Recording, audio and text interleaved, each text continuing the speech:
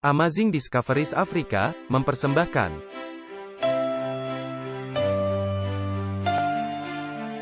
Walter Veith,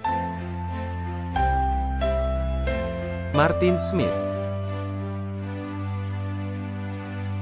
Martin Luther, tahun 1517. Konsili Trent, tahun 1545. Luka parah, tahun 1798.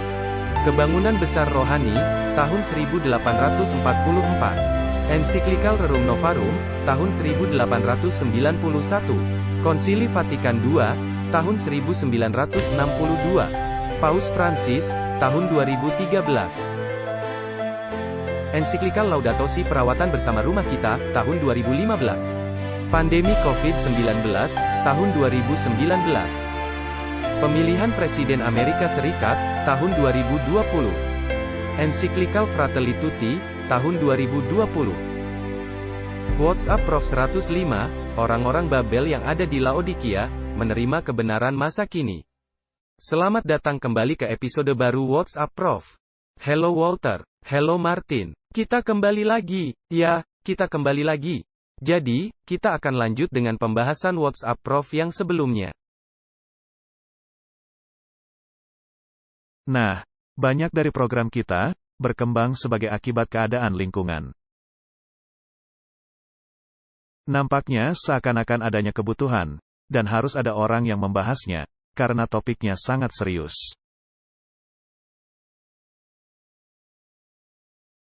Ya, kita tidak bisa mengabaikan apa yang sedang terjadi, dan adanya pertanyaan-pertanyaan yang diajukan.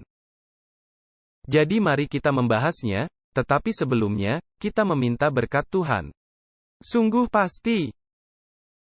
Bapa Sorgawi, terima kasih atas kesempatan diberikan untuk membahas hal-hal penting.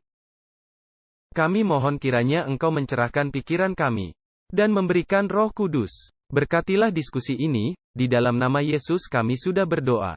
Amin. Nah, Martin, judul kita hari ini agak sedikit provokatif. Tetapi ada makna lainnya, dan membuatnya menjadi tidak terlalu provokatif.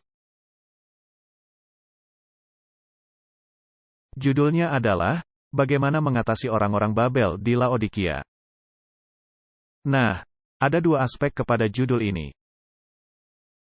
Adanya pola berpikir Babel dan kecenderungannya, yang mesti diselesaikan. Dan kita mengatakan itu ada di Laodikia yang menyangkut kita semua. Ya, ini tidaklah menaruh seseorang melebihi orang lainnya. Benar. Jadi, Laodikia merupakan keadaan di mana menggambarkan keadaan gereja. Dan ini merupakan suatu pekabaran bagi masing-masing kita. Jangan sampai kita menjadi congkak, dan merasa lebih penting. Apapun penilaian yang ditujukan kepada kita, atau orang lain. Laodikia membuat kita tersadar. Dan merupakan suatu keadaan yang menempelak. Anda tidak boleh dalam keadaan suam-suam kuku. Suam-suam kuku merupakan masalah besar. Dan Tuhan menegaskan, lebih baik dingin atau panas. Tetapi keadaan suam-suam kuku ini, adalah yang paling buruk dari semua itu. Kemudian kita berpikir, wah, kita sudah masuk ke dalam bilangan rencana keselamatan, dan berada di dalam garis waktu.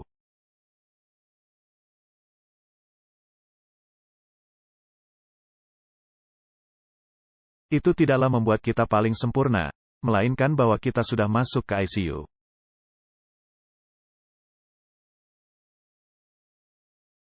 Itu perbandingan yang bagus. Jadi kita semua ada di ICU.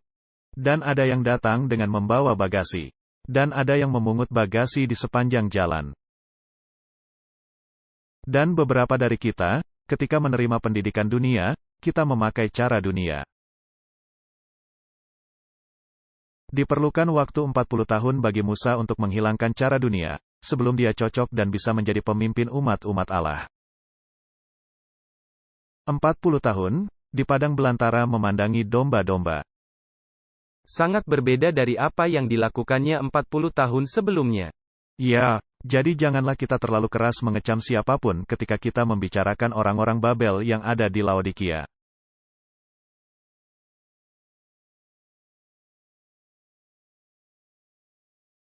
Martin, ada topik yang seringkali diabaikan di dalam firman Allah dan kebanyakan denominasi bahkan tidak pernah membahasnya.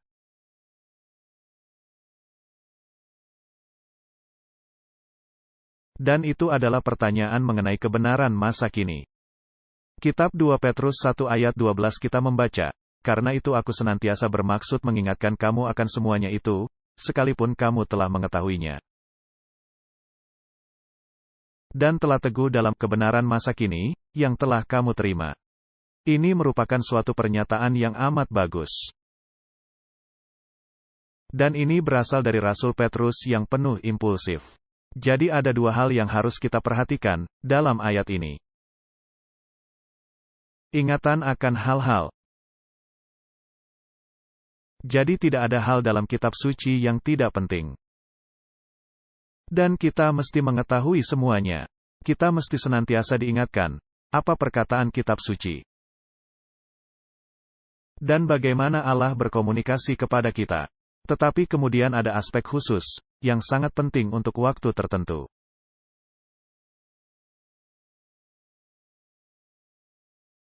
Dan itu disebut kebenaran masa kini. Dan saya menyukai kata-kata yang sebelumnya, kamu harus tetap teguh dalam kebenaran masa kini. Dan kamu jangan lalai, jika hal-hal ini terjadi. Dan berapa banyak kali, mesti Anda diingatkan. Senantiasa. Jika Anda merenungkan ayat ini, banyak kebenaran di dalamnya. Jadi pada saat ayat ini dituliskan, apa yang menjadi kebenaran masa kini, pada masa itu? Pada masa itu, Yesus sebagai Mesias, menjadi kebenaran masa kini, benar.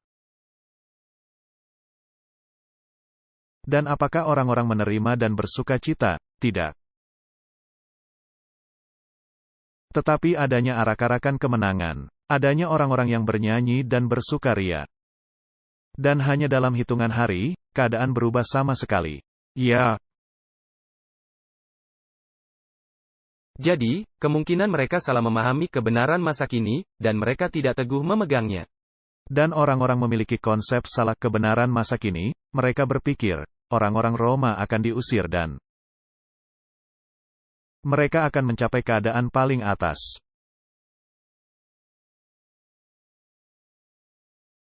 Dan dalam kenyataannya, hal yang kebalikannya, yang terjadi. Dan jika dikaitkan dengan keadaan sekarang, saya pikir banyak orang yang juga salah menafsirkan kebenaran masa kini, ya. Jadi, kebenaran masa kini, mesti didasarkan kepada kitab suci. Dan, kebenaran masa kini, tidak pernah menentang bagian manapun, dari kitab suci. Jadi, kebenaran masa kini, adalah sangat penting. Dan, kebenaran masa kini, mesti dihotbahkan dan sebagai suatu umat, kita mesti memegang teguh, kebenaran masa kini. Jika para murid-murid Yesus, tidak memegang teguh, kebenaran masa kini, apakah Injil bisa menyebar luas di dunia? Tidak bisa. Dan para murid-murid itu, tidak memegang teguh kebenaran masa kini, sebelum pertobatan mereka. Tepat sekali, dan pertobatan mereka terjadi, setelah penyaliban Yesus. Jadi, para murid itu juga tidak memahami. Jadi bagaimana cara Anda memegang teguh kebenaran masa kini? Anda harus diingatkan kepada aliran waktu. Dan Anda mesti memiliki kebenaran khusus, untuk masa sekarang ini. Dan jika kita membaca kitab Yesaya 48 ayat 2. Bahkan mereka menyebutkan dirinya menurut kota kudus dan mereka bertopang kepada Allah Israel, Tuhan semesta alam namanya.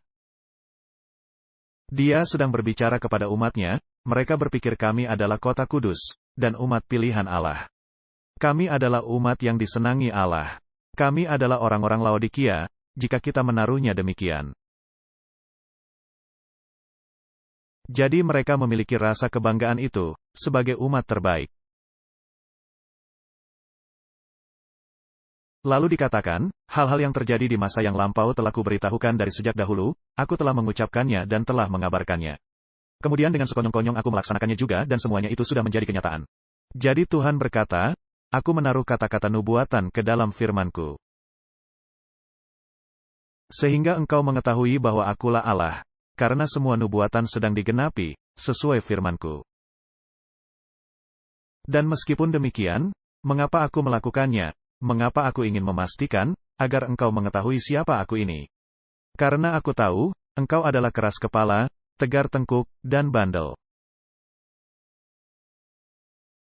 Orang-orang yang keras kepala. Yesaya 48 ayat 5, maka aku memberitahukannya kepadamu dari sejak dahulu, sebelum hal itu menjadi kenyataan, aku mengabarkannya kepadamu. Supaya jangan engkau berkata, berhalaku yang melakukannya, patung pahatanku dan patung tuanganku yang memerintahkannya. Jadi peninggian diri sendiri, juga merupakan berhala. Jadi, ketika Anda berpikir, mengapa saya mesti mengucap terima kasih, saya yang menanam makanan ini. Saya membelinya di pasar swalayan. Mengapa saya harus mengucapkan terima kasih? Nah, saya pikir Kain juga memiliki sikap yang sama. Siapa yang menumbuhkan tanaman, siapa yang merancang benih, benar. Baiklah, jadi bangsa Israel adalah bangsa yang tegar tengkuk dan kepala batu. Mereka menjadi suatu perlambang. Nah, berapa bandel mereka ketika Yesus muncul di panggung? Nah, di sini ada pidato Stefanus. Dalam kitab Kisah Para Rasul 7 ayat 51, hai orang-orang yang keras kepala dan yang tidak bersunat hati dan telinga, kamu selalu menentang Roh Kudus. Sama seperti nenek moyangmu, demikian juga kamu. Martin, kepada siapa Stefanus sedang berpidato? Kepada para pimpinan gereja. Stefanus sedang berbicara kepada pimpinan gereja, bahkan ada perwakilan dari Sanhedrin. Kisah Para Rasul 7 ayat 52, siapakah dari nabi-nabi yang tidak dianiaya oleh nenek moyangmu? Bahkan mereka membunuh orang-orang yang lebih dahulu memberitakan tentang kedatangan orang benar, yang sekarang telah kamu hianati dan kamu bunuh. Kisah Para Rasul 7 ayat 53, kamu telah menerima hukum Taurat yang disampaikan oleh malaikat-malaikat, akan tetapi kamu tidak menurutinya. Ini merupakan keadaan pada zaman Yesus. Dan ini merupakan masa, ketika orang-orang itu diingatkan kembali bahwa kebenaran masa kini, yaitu Mesias yang akan datang ke dalam dunia. Apakah Allah secara khusus mengingatkan bangsa Yahudi akan hal itu? Sungguh pasti. Bukankah Allah mengirimkan orang-orang bijak? Bukankah mereka mengetuk pintu di Yerusalem dan berkata, halo, di manakah? Di manakah pangeran itu dilahirkan? Di manakah raja itu dilahirkan? Dan bukankah Raja Herodes menjadi kaget, dan membuat mereka semua mempelajari kitab suci? Ya. Seharusnya mereka semua sudah mengetahuinya, tetapi kembali mereka harus belajar kitab suci. Jadi mereka adalah orang-orang yang tegar tengkuk, kepala batu, dan tidak bersunat hati dan telinga. Mereka tidak mau mendengar, mereka tidak mau menerima kebenaran masa kini. Mereka menolak kebenaran masa kini. Mereka pikir mereka teguh dalam firman, tetapi mereka menolak kebenaran masa kini. Apakah hal yang sama bisa terjadi, menimpa kita? Ya, masalahnya mereka tahu nubuatan, tetapi tidak menerapkannya sebagai kebenaran masa kini, mereka tidak mengkaitkannya. Ini begitu penting agar kita menyadari bahwa kebenaran masa kini tidak menentang kebenaran masa dulu. Apakah kenyataan bahwa Yesus telah datang ke dunia dan menjadi Mesias dunia menentang semua nubuatan yang ada di Perjanjian Lama? Tidak. Justru menggenapinya. Mengenapi dengan tepat. Apakah mereka mau menerimanya? Tidak. Apakah kita ada dalam posisi bahaya melakukan hal yang tepat sama? Saya pikir begitu. Jadi, dengan kata lain, bisakah kita berkata, kebenaran masa dulu masih merupakan kebenaran? Tetapi kebenaran masa dulu tidak mesti menjadi kebenaran masa kini, walaupun bisa termasuk ke dalam kebenaran masa dulu. Jadi, apa istimewanya mengenai kebenaran masa kini? Ini adalah peristiwa khusus, pekabaran khusus, bagi waktu di mana kita sedang hidup. Baiklah, mari kita bertanya, apa yang menjadi kebenaran masa kini di zaman Musa? Pergi keluar dari Mesir. Sebuah janji dari Allah, bahwa Allah akan menyelamatkan mereka keluar dari Mesir. Ya, Allah telah berjanji kepada orang-orang ini, bahwa mereka akan memperoleh warisan. Nah, sekaranglah waktunya untuk peristiwa ini menjadi kenyataan. Nah, hal menarik. Musa sebelum menjadi pemimpin bangsa Israel, sementara dia masih menjadi seorang pangeran di Mesir. Apakah dia menyadari, atau katakan saja, apakah dia merasakan bahwa ada panggilan baginya untuk menjadi pembebas? Ya. Tetapi Musa salah menafsirkannya.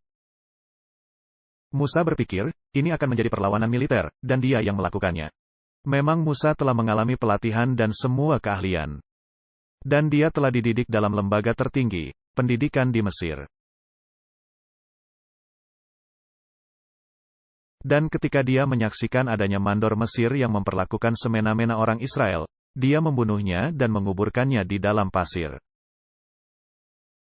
Dan Musa mempunyai pemikiran, bahwa waktunya sudah dekat. Tetapi, kenyataannya diperlukan waktu 40 tahun membentuknya di padang belantara. Untuk belajar dan untuk meninggalkan apa yang sudah dipelajarinya. Jadi, ini amat menarik. Adanya kebenaran masa kini, di mana dia memahami, tetapi salah menerapkannya. Ya, memang ada kebenaran masa kini, tetapi dia tidak memahaminya. Bagaimana dengan Yeremia? Apakah dia memahami adanya kebenaran masa kini? Ya. Tetapi Yeremia sangat patah semangat. Ya. Kebenaran masa kini pada masa itu ialah bahwa orang-orang Babel akan datang dan menghancurkan tempat ini. Tetapi sikap orang-orang, kami adalah umat-umat Allah. Hal itu tidak akan pernah terjadi. Jadi, ketika Yeremia terus berbicara mengenai topik itu, apa yang dilakukan orang-orang Israel? Mereka ingin membunuhnya. Iya. Dan mereka memperlakukan Yeremia dengan sangat kejam. Dan dia menjadi sangat patah semangat. Tetapi dia memiliki tabiat teguh. Saya ingin pada suatu hari kelak, berbincang-bincang dengan Yeremia. Dalam waktu sangat lama. Karena orang-orang merusak DVD-nya dan melemparkannya ke api. Tetapi Yeremia berkata, mari kita buat DVD lainnya dan ditambahkan detail lainnya. Dan hal ini sangat mengesalkan orang-orang. Ini hal menarik. Jadi ada kesamaan, dan ada juga nabi-nabi lainnya yang hidup dalam saat bersamaan. Daniel tinggal di Babel. Yehezkiel memberikan nubuatan-nubuatan. Mereka adalah nabi-nabi besar atau utama. Dan mereka semua memberitakan kebenaran masa kini. Apakah kebenaran masa kini bersifat populer? Tidak, sayangnya tidak. Baik bagi umat-umat Allah, maupun orang-orang di luar bangsa Israel. Tepat. Jadi kita sudah membuat sebuah dasar. Kebenaran masa kini, tidak pernah menjadi hal yang populer. Tidak pernah, kebenaran masa kini, tidaklah diterima oleh kelompok mayoritas. Kebenaran masa kini, malah sangat ditolak, oleh orang-orang yang semestinya, memberitakannya. Bisa diterima, iya, jadi ini merupakan sebuah pola. Apakah pola itu akan kembali terulang? Tidak ada hal baru di bawah matahari. Martin, saya pikir kita memasuki hal berbahaya. Baiklah, hal itu membawa kita kepada pertanyaan sangat penting ini. Apa yang menjadi kebenaran masa kini, bagi masa kita, kedatangan kembali Yesus yang sudah dekat? Ya. Dan pekabaran 3 malaikat, benar, ya. Itu merupakan kebenaran masa kini, untuk masa kita. Jadi ini merupakan pekabaran populer untuk zaman kita. Masa penghakiman sudah tiba. Sembahlah Dia, yang telah menciptakan langit dan bumi, dan semua sumber mata air. Babel sudah jatuh, dan sudah menjadi tempat kediaman roh-roh jahat dan tempat berdiamnya roh-roh najis dan burung yang dibenci. Keluarlah daripadanya, hai umat-umatku, agar engkau tidak turut tertimpa malapetaka-malapetakanya. Jangan menerima tanda binatang. Karena jika engkau menerima tanda binatang, hal-hal berikut akan menimpa engkau. Suatu pekabaran yang populer, benar. Ini sama populernya, seperti perkataan Yeremia. Baiklah, nah, bagaimana jika Anda hidup di tengah-tengah orang-orang Babel? Dan Anda memberitahu mereka, kalian telah jatuh. Dan menjadi tempat kediaman roh-roh jahat. Orang-orang Babel, akan bersukacita, tidak. Orang-orang Babel tidak akan menyukai pekabaran itu. Dan adanya orang-orang yang cenderung, tidak memberitakan pekabaran itu. Khususnya, ketika mereka berhubungan sangat erat dengan orang-orang Babel. Jadi, kebenaran masa kini, di zaman kita, tidaklah lebih populer, dibanding kebenaran masa kini, di zaman dulu. Anda setuju, ya? Ini membawa kita ke pertanyaan selanjutnya. Mengapa ada pemimpin yang begitu ragu-ragu untuk membeberkan Babel dan tanda binatang? Nah, Saya pikir, Anda telah menjawabnya dalam kalimat terdahulu. Pastinya mereka terlalu terlibat dengan orang-orang Babel. Atau ada kemungkinan lain, yang tidak mesti keterkaitan mereka. Bagaimana dengan kemabukan? Wah, Anda mesti menjelaskannya. Kemabukan adalah ketika Anda terlalu banyak minum minuman keras yang mempengaruhi pikiran Anda. Anda menjadi mabuk oleh anggur Babel. Apakah mungkin menjadi mabuk dengan anggur Babel? Ya, dengan mudah, karena anggurnya yang manis. Nah, jika Anda ingin menjadi populer di dunia, maka pekabaran apa yang menjadi andalan Anda? Apakah kebenaran masa kini, atau pekabaran yang berkompromi dengan teologi Babel? Jika kita ingin bertahan, kita mesti memegang kebenaran masa kini, dan menentang teologi Babel. Baiklah, jadi apa ada kemungkinan konflik di dalam gereja? Ya. Apakah ada orang-orang yang berpikir, adalah baik untuk menerima pendidikan dari lembaga-lembaga Babel? Ya. Apakah ada lembaga yang lebih bersifat Babel, dibandingkan lembaga lainnya? Ya. Saya pikir begitu. Ada sejumlah pilihan. Anda bisa pergi ke lembaga Babel Ultra, dan menerima pendidikannya. Kadang-kadang secara tanpa sadar, dan kadang-kadang karena memilihnya. Anda bisa mendatangi yang setengahnya. Dan Anda bisa juga mendatangi lembaga yang memberitakan segala sesuatu, termasuk kebenaran masa kini. Anda memiliki pilihan. Apakah terjadi kecenderungan jika Anda meneliti sejarah bangsa Israel, bagi Babel untuk menyelusup bahkan ke tengah-tengah umat Allah?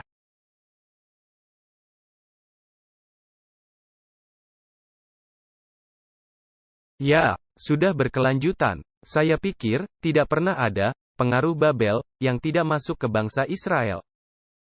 Baiklah, jadi bangsa Israel sangat cenderung melakukan penyembahan Baal.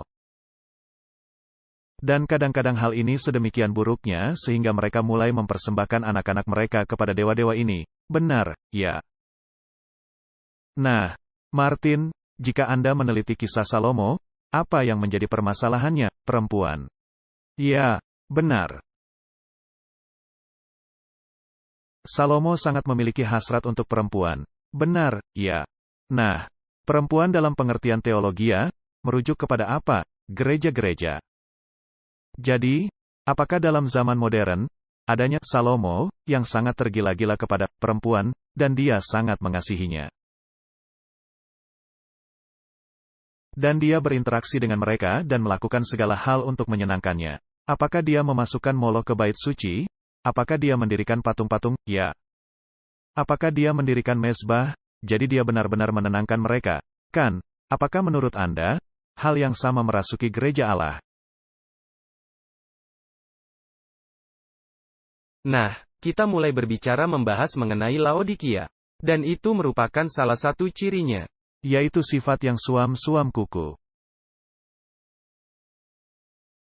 Jadi itu berarti, jika segala sesuatu berjalan sebagaimana seharusnya, maka tidak perlu ada terompet atau peringatan yang menyatakan adanya hal yang tidak beres di sini. Lebih baik bersikap diam, agar aman. Jika kita meneliti bangsa Israel kuno, terkadang hal menjadi sangat buruk, sehingga terjadi kemurtadan yang terang-terangan.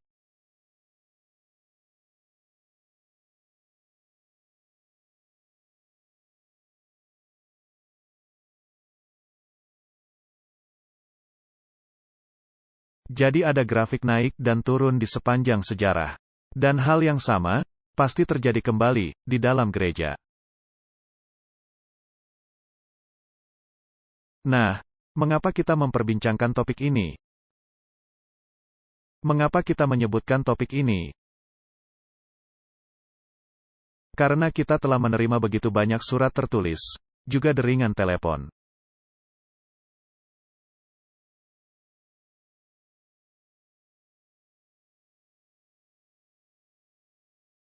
Dan dengan adanya beberapa orang di titik keputusasaan.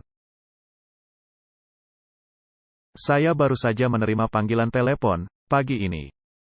Perihal topik ini, juga surat dalam topik ini, di mana orang-orang berkata, kita tidak bisa lagi menangani kemurtadan di dalam gereja. Ini nampaknya seolah-olah gereja ini telah menjadi Babel. Dan kami tidak bisa terus membayangkan bersekutu di dalamnya dan adanya hubungan yang lebih lanjut.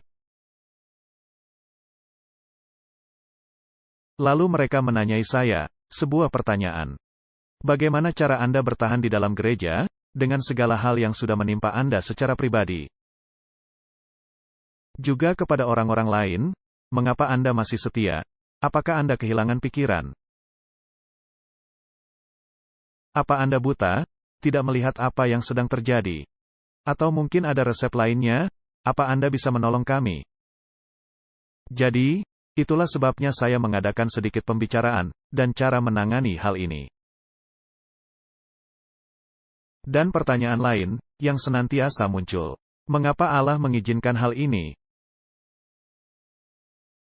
Mengapa Allah tidak menghentikannya? Ini kan, umat-umat Allah. Mengapa Allah tidak campur tangan sejak dulu? Pertanyaan, apakah Allah campur tangan, mencegah penyaliban Yesus? Tidak. Ini mesti terlaksana. Apakah Allah campur tangan untuk menghentikan pembunuhan dan mati syahid kepada murid-murid? Tidak. Apakah Allah turut campur tangan? Bagi Yohanes yang dimasukkan ke dalam kuali minyak panas, dan ketika tidak berhasil, membuangnya ke Pulau Patmos, tidak. Jadi mari kita meneliti aspek itu. Ini adalah aspek panjang sabar Allah dalam menghadapi umat yang tegar tengkuk dan keras kepala. Kita membaca di dalam kitab Keluaran 5 ayat 22. Lalu Musa kembali menghadap Tuhan. Katanya, Tuhan, mengapakah kau perlakukan umat ini begitu bengis? Mengapa pula aku yang kau utus?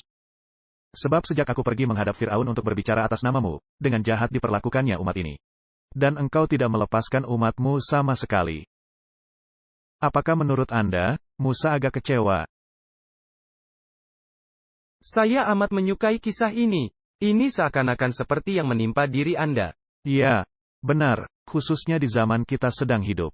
Mengapa Allah tidak melakukan sesuatu? Apa yang sedang terjadi? Allah menjawab di dalam kitab Keluaran 6 ayat 1, Keluaran 5 ayat 24. Tetapi Tuhan berfirman kepada Musa, sekarang, engkau akan melihat, apa yang akan kulakukan kepada Firaun.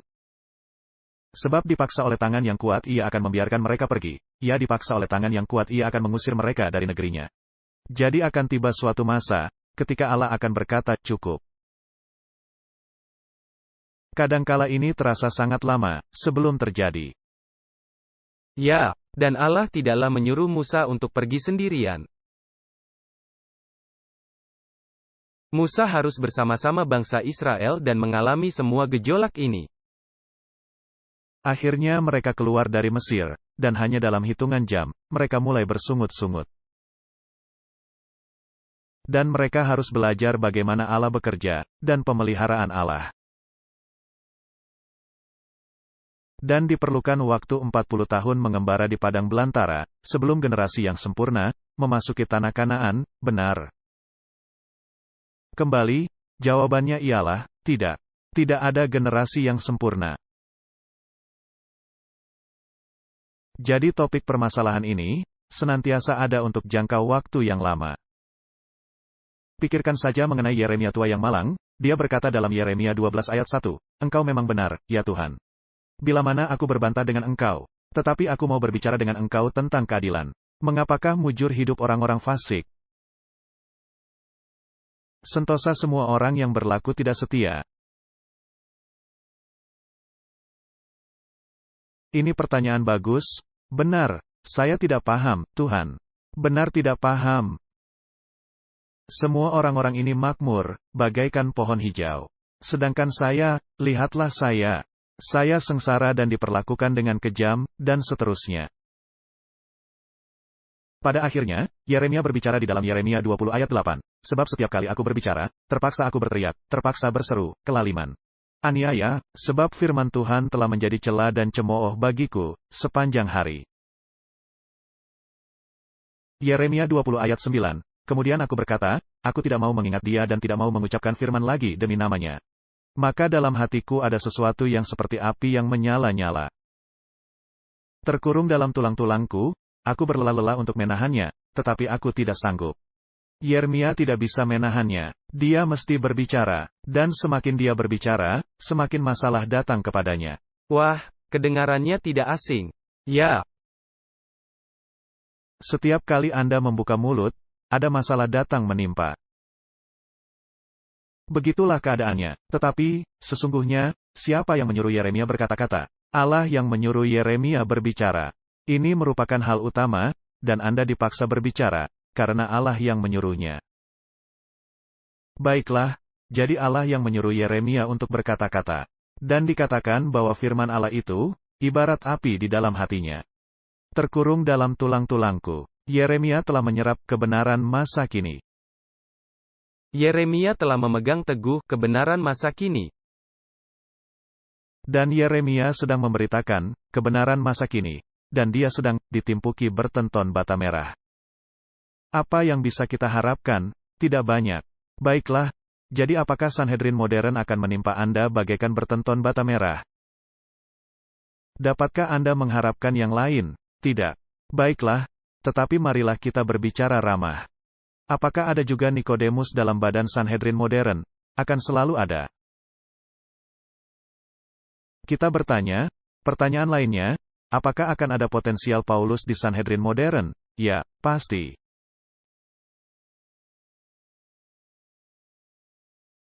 Jadi, meskipun nampaknya hal-hal sangat kelam, akan terjadi adanya terang di ujung terowongan, karena Anda tidak pernah akan tahu, mungkin orang yang meludahi Anda. Dan membuatmu ditangkap dan dijebloskan ke penjara dan dipukuli sampai babak belur. Mungkin menjadi penginjil yang selanjutnya. Jadi apa yang akan terjadi? Anda harus mengizinkan Allah yang bekerja. Baiklah, janganlah kita menghakimi sesuatu sebelum waktunya. Jangan memisahkan Paulus, dan jangan menyalah tafsirkan Nikodemus. Benar. Kita bisa mengutuki tindakan, tetapi jangan orangnya. Nah, itulah intinya. Dan misalnya kita melihat tindakan paling liberal. Ingat saja Harun. Ingatlah Harun, dan tindakan-tindakannya. Jadi, jika kita melihat para pemimpin di gereja, dan melakukan pembandingan, seperti di dalam kitab Yohanes 3 ayat 9. Nikodemus datang kepada Yesus, dan menjawab, katanya, bagaimanakah mungkin hal itu terjadi? Yesus memberitahu Nikodemus, agar dia dilahirkan kembali.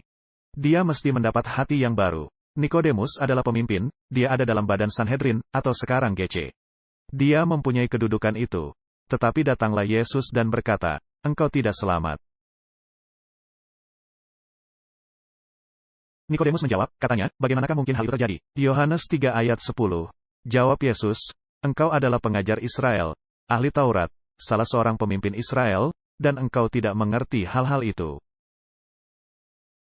Apakah hal itu mungkin terjadi? Bisa saja. Dan diperlukan keberanian untuk mengakui Anda tidak paham. Benar. Nah, apakah Nikodemus menerima pengajaran itu dan serta-merta mengikut Yesus? Tidak. Dan hal menariknya ialah, Nikodemus merenungkan hal itu, meneliti dan mempelajarinya. Dan ketika batu terbelah, dan terjadilah gempa bumi. Dan langit kelam, dan matahari menyembunyikan cahayanya. Iman Nikodemus mantap untuk selamanya. Sedangkan iman para murid-murid Yesus, hilang sama sekali. Bukankah itu menarik, suatu peringatan yang baik? Begitulah semestinya posisi kita untuk kebenaran masa kini, dan murid-murid Yesus itu telah berkesempatan belajar di kaki Yesus. Memakan firman Yesus, setiap harinya, dan iman Nikodemus diteguhkan, sedangkan iman para murid-murid hancur oleh peristiwa yang sama.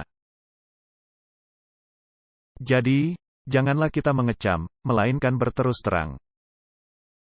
William Tyndale, saya menyukai dia. Dia disebut pemberontak Allah, demikian orang-orang menjulukinya.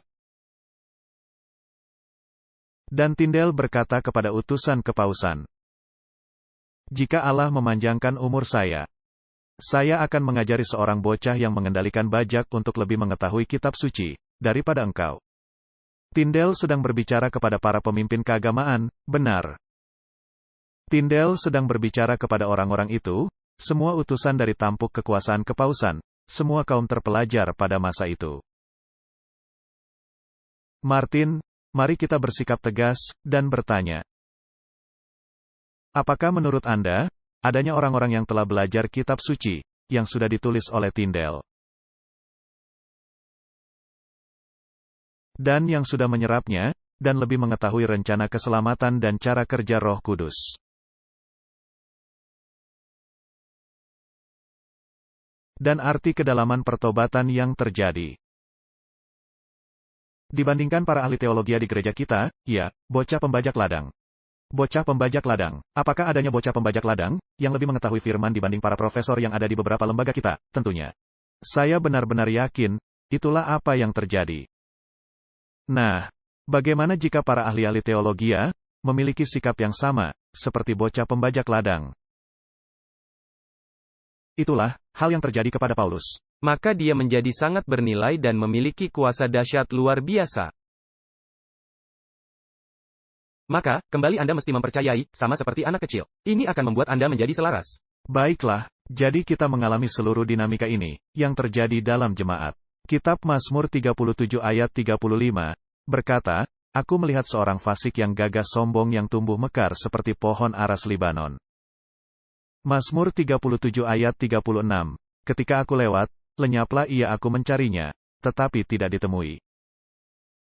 Dengan kata lain, ketika kita melihat kejahatan, melihat kemurtadan, dan semua perkara ini, lalu kita berpikir, berapa lama lagi, Tuhan yang Maha Kuasa, Kau mengizinkan hal ini terjadi pada jemaat? Dan sama seperti Musa yang berkata, engkau tidak melakukan apapun. Musa sedang berbicara kepada Allah. Dan kemudian, mereka tidak ada lagi. Ini sama seperti Fir'aun, yang tidak ada lagi. Ini sama seperti Allah yang berkata, sekarang kamu akan melihat, apa yang hendak kulakukan. Nah, saya pikir, kita telah meletakkan dasar bagi pembahasan kita ini. Dan mungkin, sekarang telah tiba waktunya untuk perenungan pribadi. Kita telah mengalami banyak pengalaman di dalam gereja ini, benar, ya. Saya telah berada di dalam keadaan ini, lebih panjang daripada Anda. Dan Anda juga telah mengalami sejumlah pengalaman menarik, yang dahsyat. Dalam waktu singkat, sejak saya bergabung. Sejak kapan Anda bergabung dengan gereja, Martin? Sejak tahun 2015. Tahun 2015, angka 7 adalah angka bagus. Angka yang sangat bagus. Pengalaman saya berubah setiap tahunnya. Ini ada di antara 35 tahun hingga 37 tahun. Saya tidak ingat tepatnya, tapi saya pikir, sekurang-kurangnya, pengalaman saya sekitar 35 tahun. Dan ketika saya merenungkan semua pengalaman saya, maka timbullah pertanyaan, bagaimana cara Anda menanganinya? Berapa banyak kali, saya dihadapkan kepada Sanhedrin. Berkali-kali, benar, Anda dalam 2 tahun terakhir. 2 kali dihadapkan kepada Sanhedrin, ya. Tuhan telah sangat baik kepada saya. Sebelum masa itu, berkali-kali, saya dihadapkan kepada Sanhedrin. Saya telah mengalami kecaman. Dan saya telah ditanggapi dengan cara yang saya anggap, bukan merupakan kasih persaudaraan.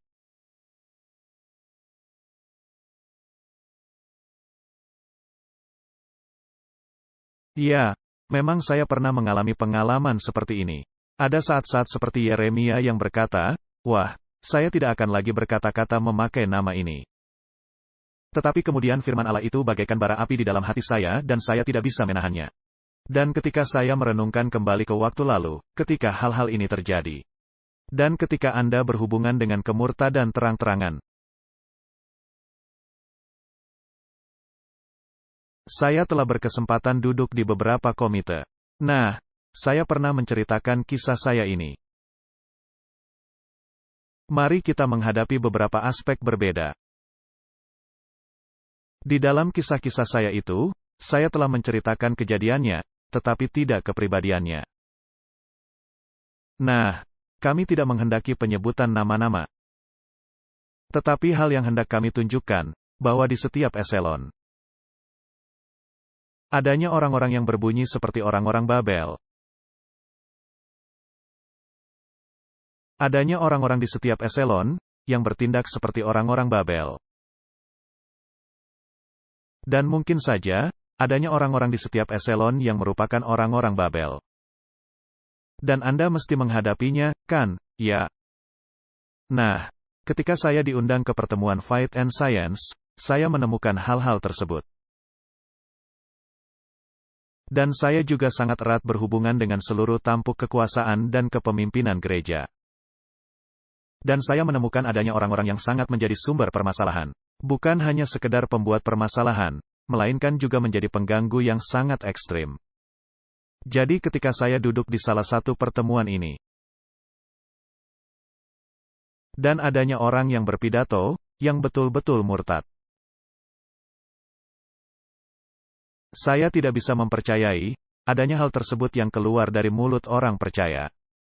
Yang sama sekali tidak mempercayai kebenaran masa kini. Sama sekali tidak mempercayai. Tidak mempercayai penciptaan yang sebenarnya.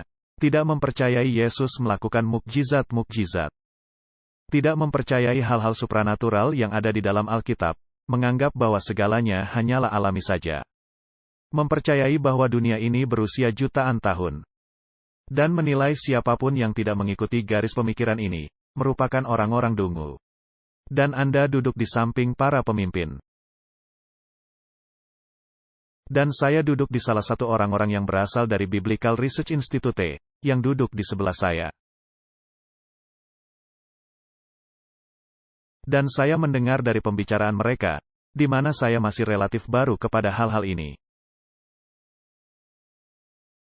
Dan saya terperangah, sungguh-sungguh terperangah, saya tidak percaya, apa yang saya dengar, dari gereja ini. Dan akhirnya orang ini maju ke depan dan menyebarkan pemikiran panteisme sedemikian terang-terangan.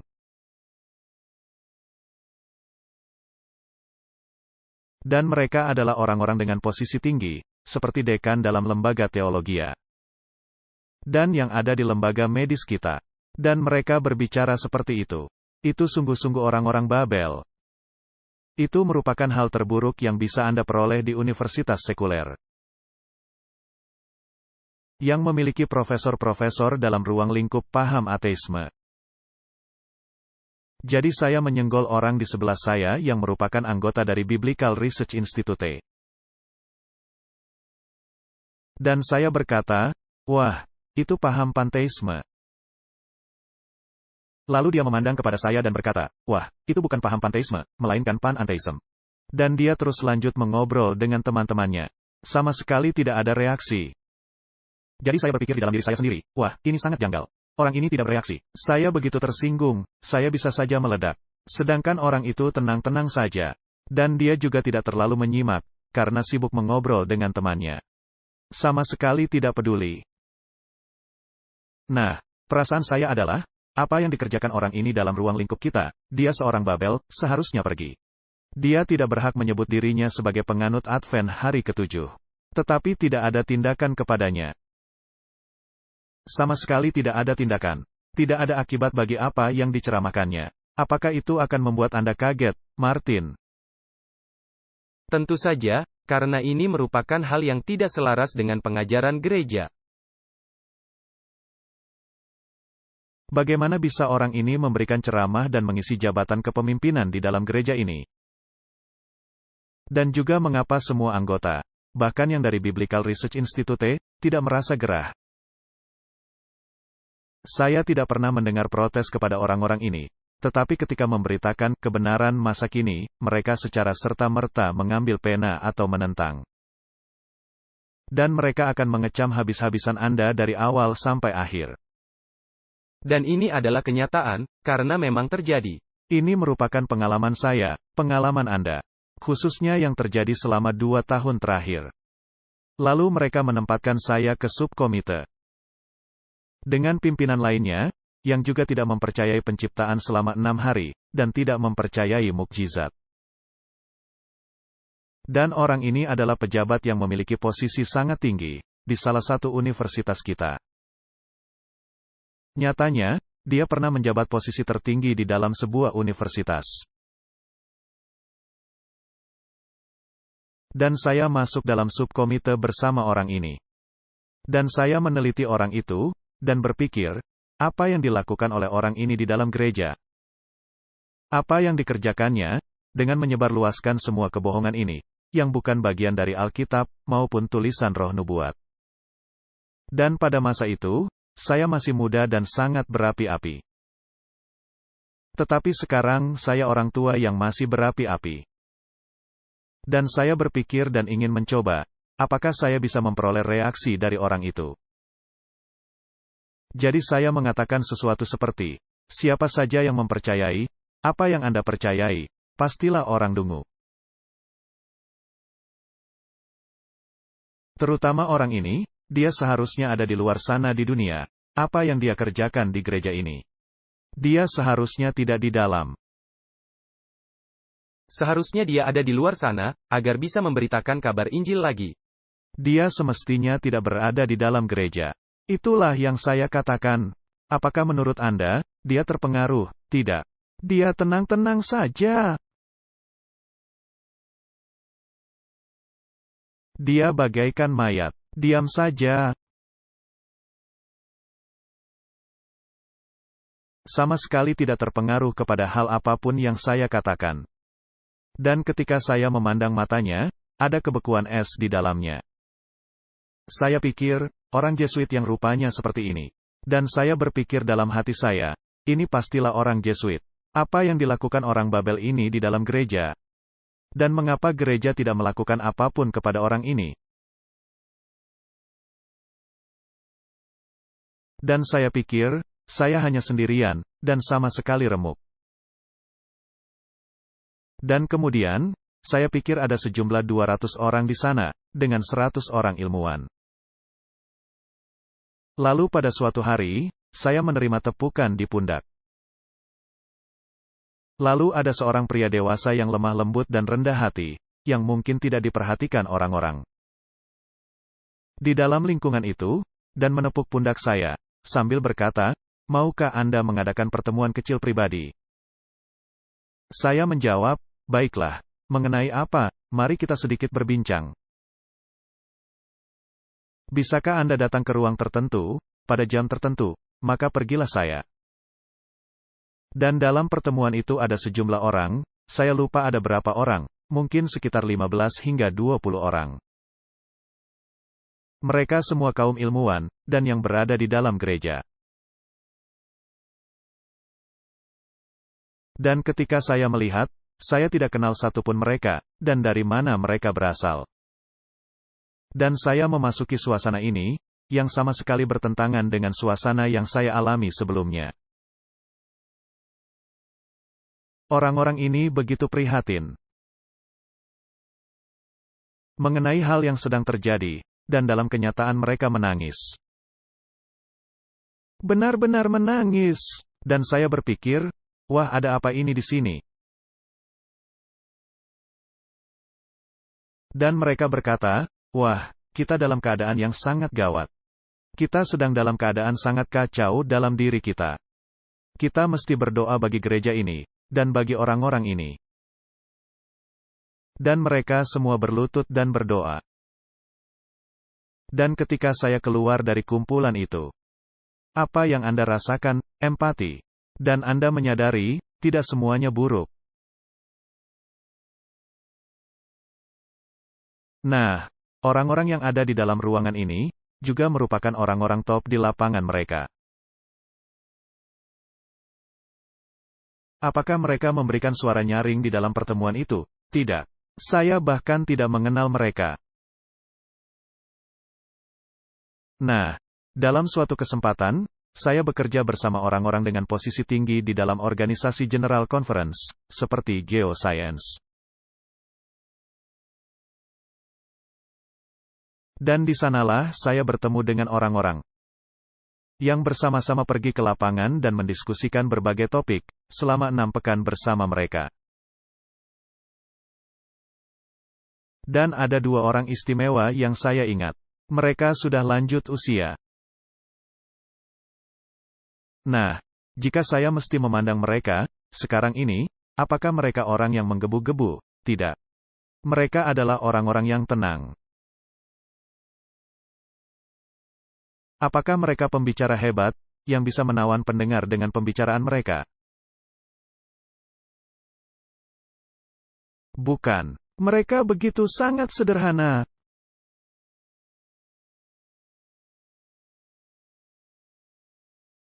Dan saya pergi ke lapangan, bersama mereka dalam berbagai kesempatan. Dan ada orang yang berbicara dengan sedikit kocak, seperti, ha, dan dia terus berbicara seperti itu. Dan tahukah Anda, setelah lewat beberapa saat, ternyata orang-orang ini penuh dengan iman. Mereka begitu saleh, sehingga membuat saya merasa malu. Dan saya masih ingat orang yang sudah berumur, ketika kami mendaki gunung yang sangat tinggi. Dan orang itu berjalan dengan lambannya. Dan saya berpikir, wah, begitu lambannya. Ayo, cepatlah, mengapa berjalan begitu lamban? Ada apa dengan orang-orang ini? Tetapi tahukah Anda, mereka tidak pernah berhenti berjalan. Sedangkan yang lainnya masih muda dan berjalan cepat, sehingga orang lanjut usia itu ketinggalan di belakang. Orang itu akan terus berjalan lamban, dan tidak berhenti. Ini sungguh luar biasa, dan orang lanjut usia itu memiliki iman yang teguh. Dan orang-orang ini, sungguh memberikan kesan mendalam bagi diri saya. Dan mereka adalah para pemimpin di lembaga itu. Sekarang ini, saya tidak tahu bagaimana rupanya lembaga itu, karena saya tidak berhubungan dengan orang-orang yang ada sekarang. Tetapi mereka memberikan kesan sangat mendalam bagi diri saya. Dan mereka tidaklah diundang ke dalam pertemuan-pertemuan itu. Atau mungkin, karena mereka berkata, sudah pensiun. Tetapi yang murtad, yang sudah pensiun, juga ada di sana. Dan ini nampak sangat bertentangan, bagi diri saya. Jadi, Martin, saya pernah bertemu dengan orang-orang Babel, di dalam gereja ini. Dan saya telah melihat, penerimaan orang-orang Babel di dalam gereja ini, dan ini sangat mengagetkan saya. Kemudian saya menemui kelompok lainnya. Jadi kita bisa melihat nama-nama, dan daftar semua orang-orang ini. Ketika saya mulai mengkhotbahkan kebenaran masa kini, maka timbul hal-hal yang kurang mengenakan. Karena adanya orang-orang yang sangat berhubungan erat dengan lembaga-lembaga Babel. Kami berbincang mengenai paham oikumene dan hal-hal yang menyertainya. Dan akan tidak nyaman bagi beberapa orang, ketika saya memperbincangkan, siapa itu Babel. Gereja-gereja Protestan yang jatuh, kepausan. Sebutkan saja satu persatu, agama naga, hal yang berkaitan dengan paham spiritisme. Itulah Babel. Dan ketika Anda mulai memperinci, kebenaran masa kini. Tanda binatang, mengapa Babel sudah jatuh? Semua ini membuat keadaan menjadi sangat tidak nyaman. Dan ketika Anda khususnya mengatakan orang-orang ini menjadi anggota masyarakat rahasia, maka timbullah kehebohan. Dan mereka akan menyuruh Anda berhenti memperbincangkan hal-hal ini. Dan hal itu, tepat yang menimpa Yeremia. Kebenaran masa kini, tidaklah populer. Yeremia dianggap pembuat gara-gara di Israel. Dan khususnya ketika saya mulai membicarakan mengenai terjemahan Alkitab. Lalu Anda dilarang berkhotbah, kemudian diperbolehkan kembali, Anda dikecam habis-habisan. Dan saya berhadapan dengan petinggi-petinggi gereja. Mereka adalah para ketua divisi, banyak dari mereka. Nah, kebanyakan dari mereka, yang saya hadapi, berkaitan dengan konflik permasalahan ini. Mereka jelas-jelas mengecam saya habis-habisan dan memarahi saya. Jadi, apakah menurut Anda, mereka mempraktekkan kasih persaudaraan kepada saya? Jelas tidak. Jelas tidak. Dan ketika saya mengatakan sesuatu di dalam pertemuan-pertemuan itu, dan cara mereka berbicara, dan cara mereka menyelesaikan topik permasalahan, dan tuduhan-tuduhan yang mereka lontarkan, dan pemutar balikan fakta yang mereka buat, dan dusta terang-terangan yang dituduhkan kepada saya, dan cara mereka melakukannya. Saya tidak mengharapkan perlakuan semacam itu dari universitas sekuler terburuk, sekalipun di dunia, apalagi yang muncul dari umat-umat Allah. Jadi, ini benar-benar mengagetkan saya, adanya para pemimpin umat Allah yang memiliki sifat yang sedemikian.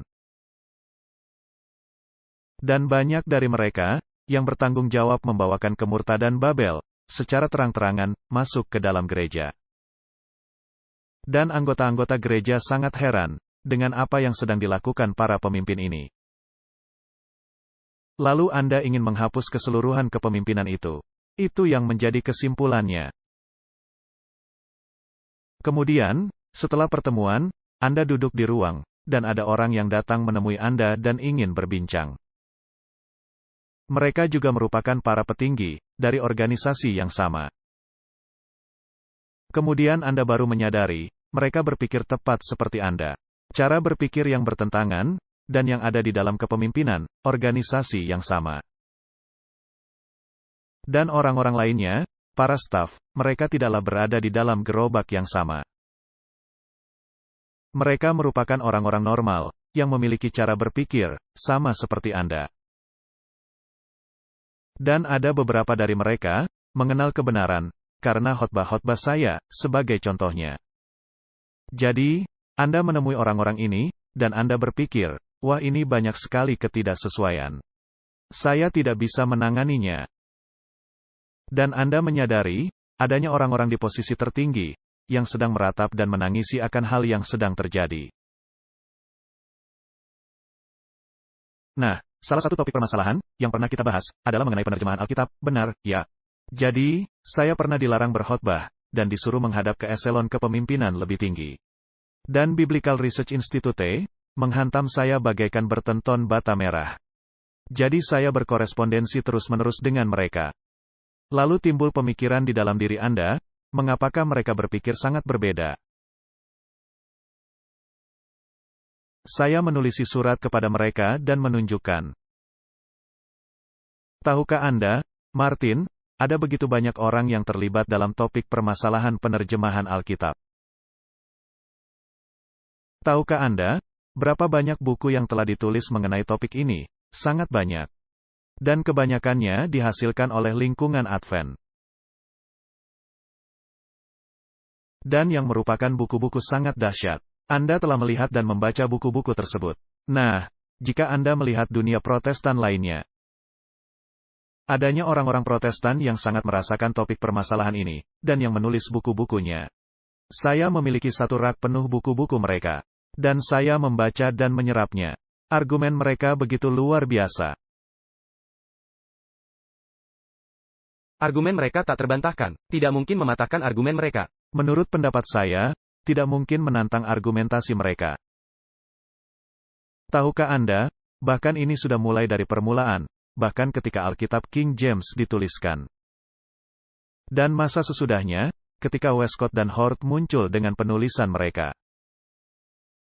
Dean Bergen, sebagai contohnya, hal-hal yang dia tuliskan.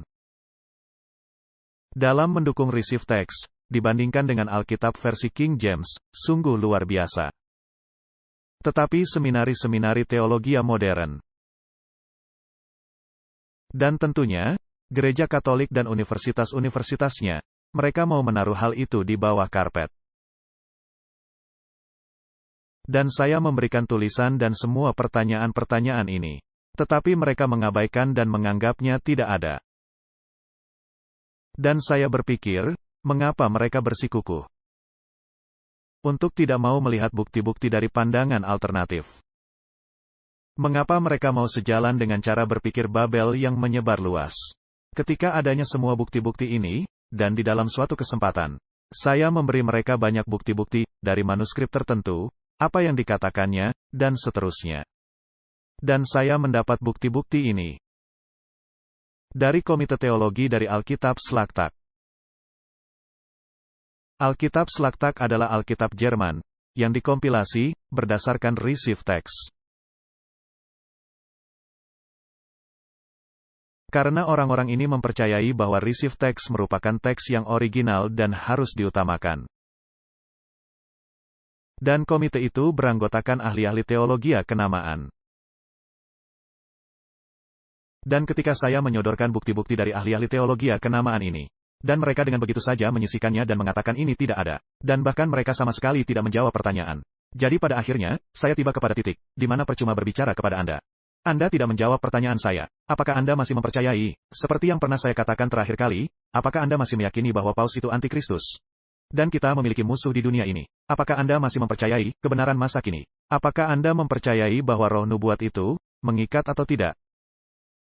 Dan saya menerima jawaban, kami tidak perlu menjawab pertanyaan-pertanyaan itu. Anda tidak perlu menjawab pertanyaan itu, apa karena Anda duduk dalam konsili oikumene dan tidak merasa nyaman untuk menjawab pertanyaan-pertanyaan itu? Jadi saya membalas, maka saya juga tidak perlu menjawab pertanyaan Anda lagi. Dan diskusi kami berakhirlah.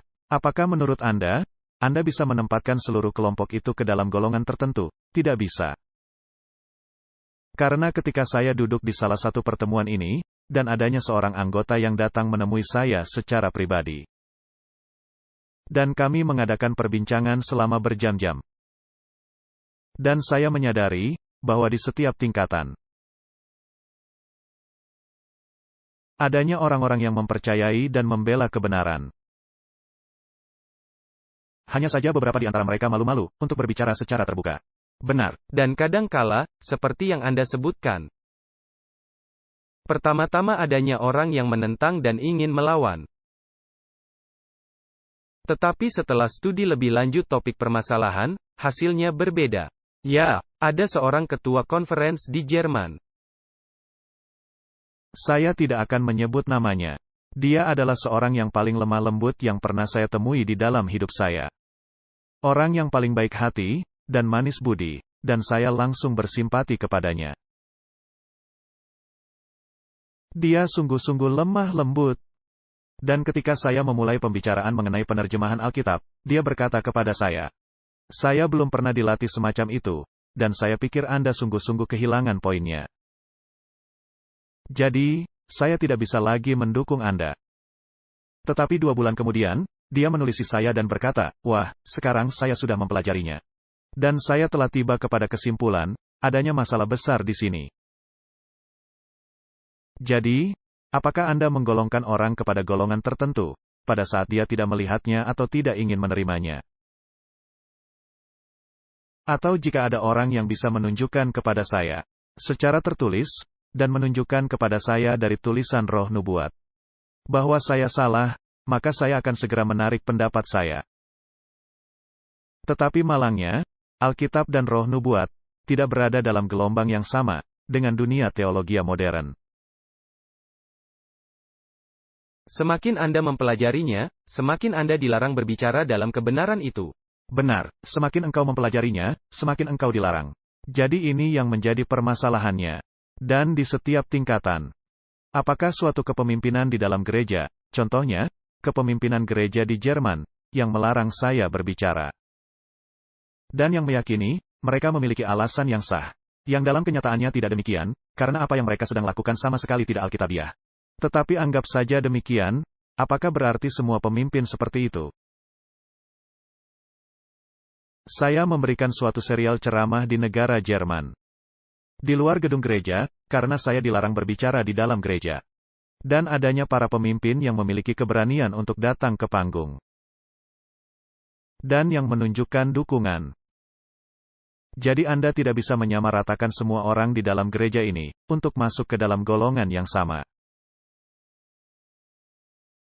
Allah masih memiliki umat-umatnya. Ada orang-orang, seperti Nikodemus di badan Sanhedrin. Tetapi kita juga tidak bisa menyangkali, akan adanya orang-orang Babel, yang merasuki gereja. Nah, peristiwa di mana perwakilan negara Jerman dan wakil ketua dari Komite Oikumene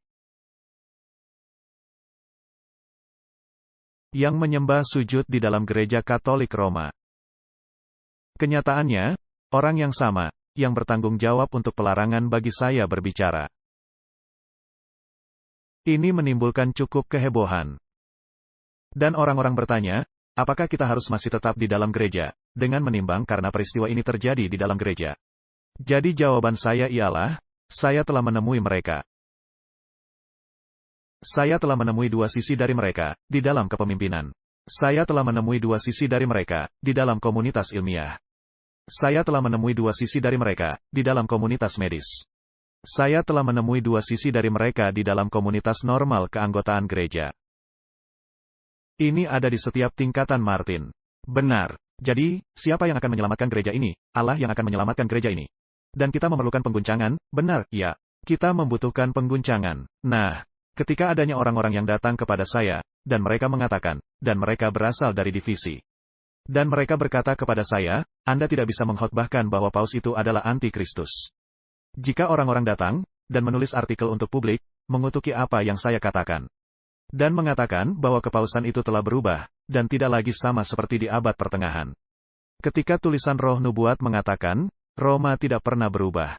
Apakah saya harus meninggalkan gereja, karena adanya orang yang menuliskan hal itu, bahkan jika dia menjabat sebagai ketua uni? Tidak. Apakah Anda pernah mengalami hal ini? Dalam masa singkat Anda di dalam gereja, pastilah. Saya menjadi prihatin, khususnya mengenai formasi spiritual.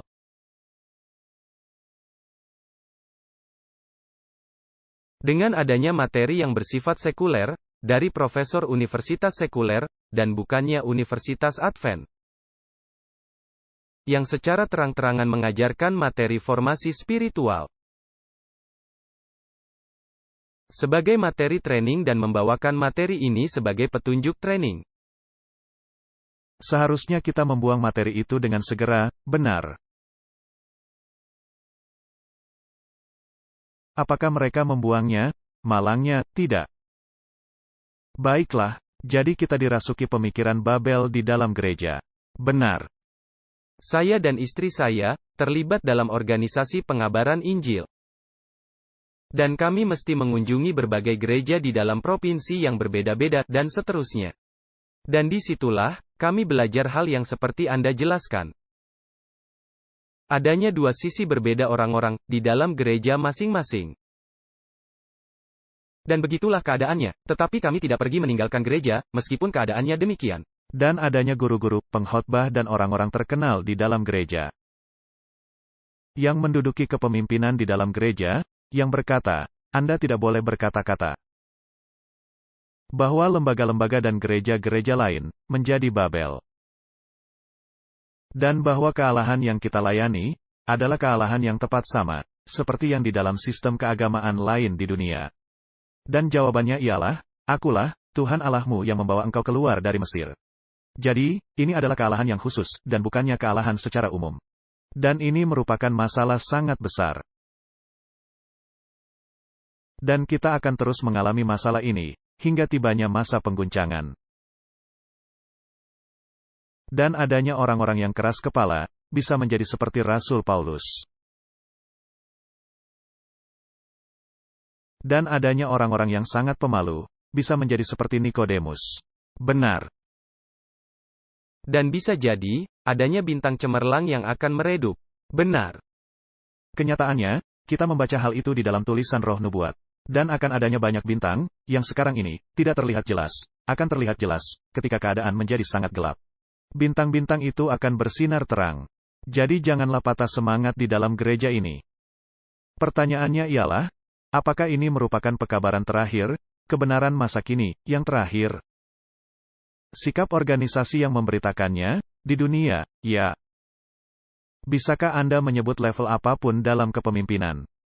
Atau level apapun di dalam gereja, sebagai Babel, tidak bisa. Apakah kemungkinan adanya orang-orang Babel di dalam gereja? Ya.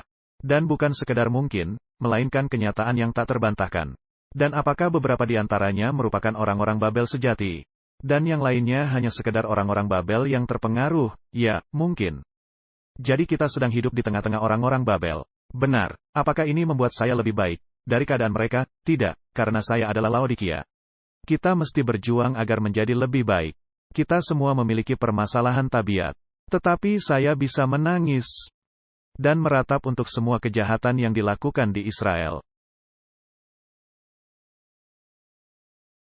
Tuhan telah mengucapkan kutuk kepada orang-orang yang mengurangi atau menambahkan kitab suci. Aku telah memutuskan. Apa yang menjadi aturan iman dan pengajaran, dan Tuhan telah merancangkan agar Alkitab menjadi buku di rumah tangga. Gereja yang memegang teguh firman Allah, tidak bisa didamaikan kepada Roma. Martin, apakah Roma telah berusaha menjual Alkitab-Alkitab? Pernahkah Anda melihat Roma menjual Alkitab Received Text? Tidak. Mereka membencinya. Jadi buku apa yang Anda inginkan ada di rumah Anda? Alkitab yang diterima oleh Katolik Roma, ataukah Alkitab yang memuat hal mendalam teologi Protestan, yang berasal dari manuskrip, yang Allah telah berikan kepada para reformer? Versi mana yang Anda inginkan? Jelas, saya ingin kebenaran masa kini. Kaum Protestan pernah dalam satu masa terpisahkan dari kemurtadan besar ini. Tetapi sekarang kaum Protestan semakin mendekati Roma, dan sekarang ini ada dalam tahap rekonsiliasi kepada Roma. Apakah adanya orang-orang di lingkungan kita yang berpikir mereka mesti tunduk dan menyembah sujud berhala yang ada di lembaga-lembaga Katolik Roma? Ya. Orang-orang itu akan semakin terlihat jelas. Apakah saya mesti meninggalkan gereja karena kelakuan mereka? Tidak. Saya pikir Allah dengan jelas membeberkan tingkah laku mereka. Lalu ada kalimat, Roma tidak pernah berubah. Jadi orang-orang bisa menuliskan banyak artikel sesuka hati mereka. Dan mereka bisa masuk menjadi ketua divisi, ketua uni. Menjadi anggota organisasi kebebasan keagamaan, dan menuliskan artikel yang menyokong hal-hal ini, dan bahkan bisa memberikan medali emas kepada Paus.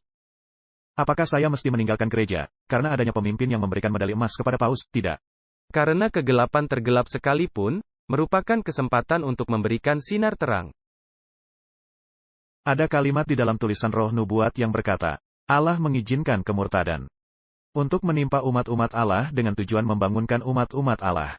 Benar sekali, dan semakin terang-terangan hal itu terjadi, maka akan semakin pasti, orang-orang akan terbangunkan. Benar. Jadi Roma tidak pernah berubah. Prinsip-prinsipnya tidak berubah sedikitpun. Roma tidak pernah mengurangi jurang antara dirinya dengan kaum Protestan. Dan kaum Protestanlah yang telah maju mendekati Roma. Dan apa yang menjadi penyebab hal ini bagi paham Protestan zaman sekarang? Ini disebabkan orang yang menolak kebenaran Alkitab dan yang mendekati kemurtadan. Gereja murtadlah yang merapatkan dirinya kepada kepausan. Jadi ketika Anda mendengar para pemimpin yang melakukan hal-hal ini, artinya mereka sedang menempuh jalan murtad. Jadi apa yang mesti kita lakukan? Berdoalah bagi mereka, berdoa bagi mereka, hanya itu yang bisa Anda lakukan. Haruskah saya pergi meninggalkan gereja, karena mereka tidak? Karena gereja ini tidak memiliki struktur dari atas ke bawah, melainkan struktur dari bawah ke atas. Jadi kemurtadan mereka, tidak menjadi kemurtadan saya. Saya tidak turut terlibat kemurtadan, karena adanya orang-orang murtad di dalam gereja. Jadi himbauan saya adalah, tetap tinggal di dalam gereja. Gereja ini adalah umat yang sisa. Di dalam kitab Yohanes 6 ayat 67, maka kata Yesus kepada ke-12 muridnya, dan mereka sedang ditantang oleh kebenaran masa kini, apakah kamu tidak mau pergi juga? Karena ketika mereka mendengar kebenaran masa kini, mereka berbalik dan pergi meninggalkan. Kitab Yohanes 6 ayat 68, jawab Simon Petrus kepadanya, Tuhan, kepada siapakah kami akan pergi? Perkataanmu adalah perkataan hidup yang kekal. Ini mesti menjadi sikap kita. Apakah ada gereja lain yang memberitakan pekabaran 3 malaikat? Martin, tidak ada. Apa ada gereja lain yang memiliki penyebaran universal? Ini merupakan hal penting lainnya. Karena jika Anda memisahkan diri dari umat yang sisa ini, maka Anda tidak memiliki suara itu dalam menjangkau semua orang. Ya, tahukah Anda, ada lagu pujian yang liriknya berkata, meskipun adanya orang-orang salah yang nampaknya sangat kuat, Allah masih tetap menjadi penguasa. Gereja Advent hari ke-7 bukanlah Babel. Orang yang mengatakan bahwa gereja Advent hari ke-7 adalah Babel, atau bagian dari Babel, lebih baik diam dan tinggal di rumah. Baiklah kiranya mereka duduk dan merenungkan, apa yang menjadi pekabaran untuk zaman sekarang. Kebenaran masa kini. Gantinya bekerja sama dengan agen-agen ilahi, dalam menyiapkan suatu umat agar tahan berdiri di hari Tuhan. Mereka telah menempatkan diri mereka sendiri dengan Dia yang menjadi penuduh saudara-saudara seiman. Yang menuduh orang-orang kudus, di hadapan Allah, siang dan malam. Agen-agen setan telah bergerak dari bawah, dan menggerakkan orang-orang agar bergabung dalam perkumpulan kejahatan. Untuk membuat umat-umat Allah merasa sangat tertekan, dengan fitnahan, dan gangguan-gangguan lainnya. Seluruh dunia akan digerakkan dengan roh permusuhan melawan para penganut Advent hari ke-7. Karena para penganut Advent tidak mau menyembah kepausan. Dengan menghormati hari Minggu, kita berhenti sejenak di sini, Martin. Para penganut Advent hari ke-7 tidak mau menyembah kepausan. Jadi orang-orang yang menyembah sujud kepausan, yang ada di lingkungan kita. Masih dapatkah mereka disebut sebagai para penganut Advent hari ke-7, dalam tahap ini? Tidak. Mereka bukanlah para penganut Advent hari ke-7. Ini mesti tegas. Dengan menghormati hari Minggu, suatu lembaga dengan kekuasaan yang anti-Kristen. Dan menjadi tujuan setan, agar orang-orang ini dilenyapkan dari muka bumi. Agar kekuasaan setan atas dunia, tidak diganggu-gugat. Jadi di dalam gereja ini, terdapat orang-orang Advent hari ke-7. Ya. Hanya ada satu gereja di dunia, yang saat ini sedang menjembatani dan membuat pagar, dan memulihkan reruntuhan zaman kuno. Dan siapapun orang yang menarik perhatian dunia dan gereja-gereja lain, dan yang mengatakan bahwa gereja ini adalah Babel, adalah sedang melakukan pekerjaan setan yang menjadi penuduh orang-orang kudus. Seluruh dunia dipenuhi kebencian kepada orang-orang yang memberitakan tuntutan mengikat dari hukum Allah. Dan gereja yang setia kepada Yehova, harus tidak terlibat dalam konflik yang biasa-biasa saja. Orang-orang yang menyadari apa arti peperangan ini, tidak akan mengarahkan senjata mereka kepada gereja militan. Melainkan dengan segenap kekuatan mereka, akan bergumul bersama-sama umat-umat Allah, melawan perkumpulan kejahatan. Jadi saya tidak bisa menuduh gereja secara keseluruhan itu jahat. Tetapi ketika saya menemukan kejahatan di dalam gereja, saya mesti menyaringkan suara saya, bagaikan trompet. Dan memberitahu rumah tangga Yakub, akan dosa-dosa mereka. Ya, itulah yang dikatakan oleh Alkitab. Dan Anda memiliki otoritas di dalam badan untuk melakukannya. Apakah mudah mengambil kutipan ini dan berkata, Anda tidak diizinkan untuk menyerang gereja sama sekali? Ya, apa yang dilakukan Yeremia? Apakah Yeremia menulis surat dan memberitahu orang-orang? Bagaimana orang-orang memperlakukan Yeremia? Tidak dengan baik. Jadi kita memiliki kewajiban memberitahu rumah tangga Yakub akan dosa-dosa mereka. Tetapi kita tidak berhak menyebut keseluruhan gereja sebagai Babel. Kita tidak punya hak untuk melakukan itu. Dunia kekristenan akan sadar apa arti sesungguhnya paham Roma, tetapi sudah terlalu terlambat lolos dari perangkapnya. Jadi, Martin, ketika saya melihat orang-orang ini bertingkah laku demikian, ini bagaikan tikus yang bermain-main dengan perangkap. Saya ingin memberitahu mereka, keluar. Pergi, selamatkan dirimu. Paham Roma berkembang secara diam-diam menguasai.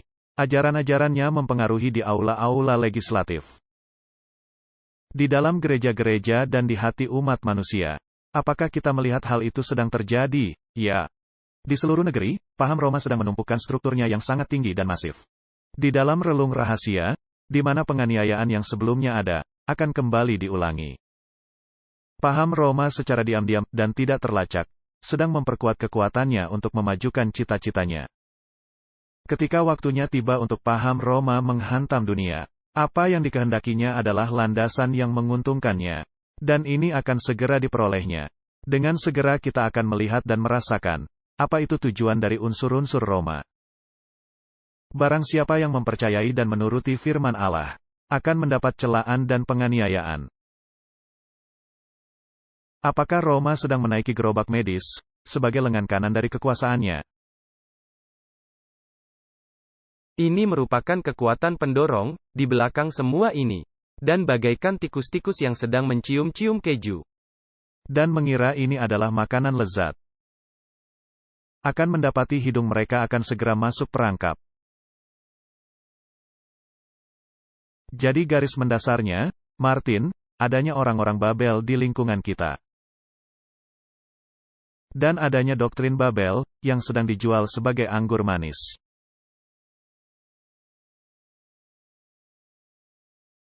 Tetapi adanya umat-umat sisa, yang mempercayai pekabaran 3 malaikat.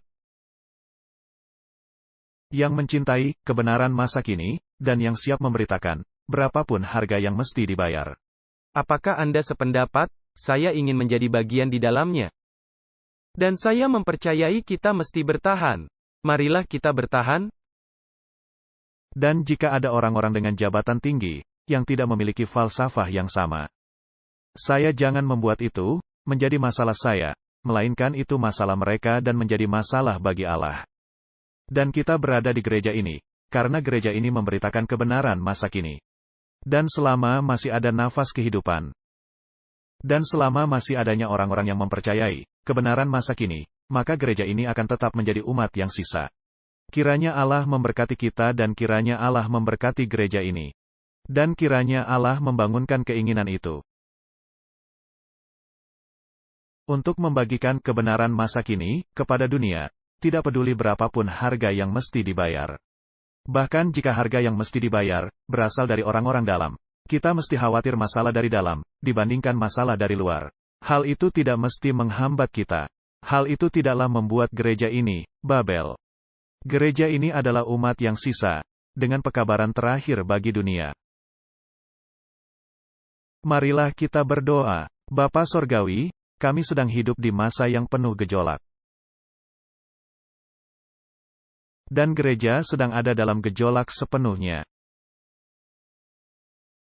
yang nampaknya akan terguling dan jatuh, tetapi ini tidak akan terjadi.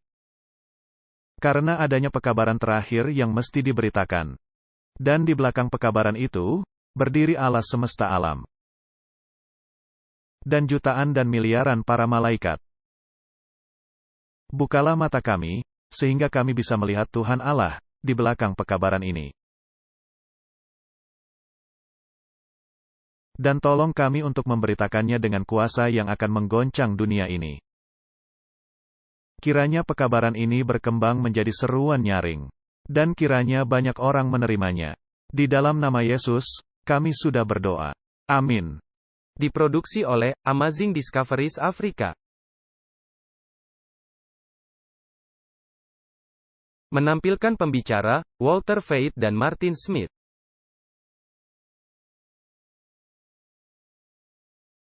Terima kasih kepada semua pihak yang dengan limpahnya telah mendukung dengan semangat, doa dan sumbangan finansial. Untuk keterangan lebih lanjut mengenai Amazing Discoveries Afrika. Semua ini tidak mungkin terlaksana tanpa kasih karunia dan berkat dari Tuhan kita, Yesus Kristus, yang patut dipuji dan dimuliakan.